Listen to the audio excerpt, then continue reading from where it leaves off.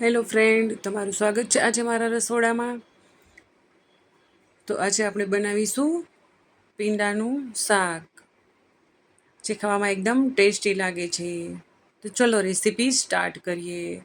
અહીં હું માર્કેટમાંથી એકદમ સરસ તાજો ભીંડો લઈ આવી છું, જેને પાણીથી ધોઈ લીધો છે અને ત્યારબાદ કોરો કરી અને તેને હું આ રીતે કટિંગ કરી લઈશ. તો અહીં મેં આ બધો જ ભીંડો છે તે કટિંગ કરી લીધો છે. આ ભીંડો 250 ગ્રામ છે, જે હું 4 જણા માટે બનાવવાની છું. ત્યારબાદ અહીં હું લસણ વાટી લઈશ વઘાર માટે. તો અહીં મેં એક પેનમાં તેલ ગરમ કરવા મૂકી દીધું છે, તેમાં મેં રાઈ એડ કરી દીધી છે, જીરું એડ કરી દીધું છે અને હિંગ પાવડર એડ કરી દીધો છે. ત્યારબાદ અહીં મેં લસણ ખાંડેલું હતું તે પણ તેમાં એડ કરી દીધું છે અને તેને હું એકદમ સરસ સાતળી લઈશ. ત્યારબાદ સતળાઈ જાય એટલે તેમાં આપણે ભીંડો એડ કરી દેવાનો છે.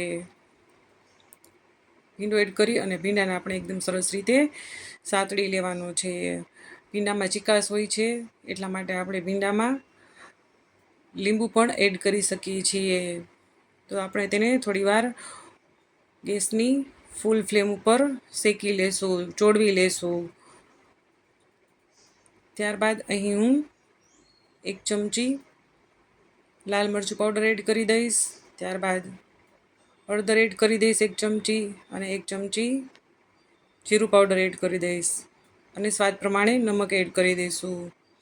તો અહીં આ બધા મસાલાને હું મિક્સ કરી લઈશ અને ત્યારબાદ અહીં મેં આ લીંબુ લીધું છે, તેને હું તેમાં એડ કરી દઈશ. લીંબુની ખટાશથી ભીંડાનો જે ચીકાશ હોય છે તે નીકળી જાય છે.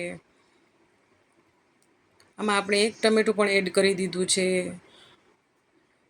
અને 10 મિનિટ આપણે ઢાંકણ ઢાંકી અને રાખી મૂક્યું છે. ત્યારબાદ તમે અહીં જોઈ શકો છો, આપણો ભીંડો છે તે એકદમ સરસ બની અને રેડી થઈ ગયો છે.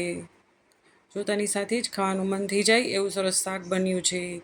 Bye bye. મારી ચેનલને લાઈક અને સબસ્ક્રાઈબ જરૂરથી કરી દેજો.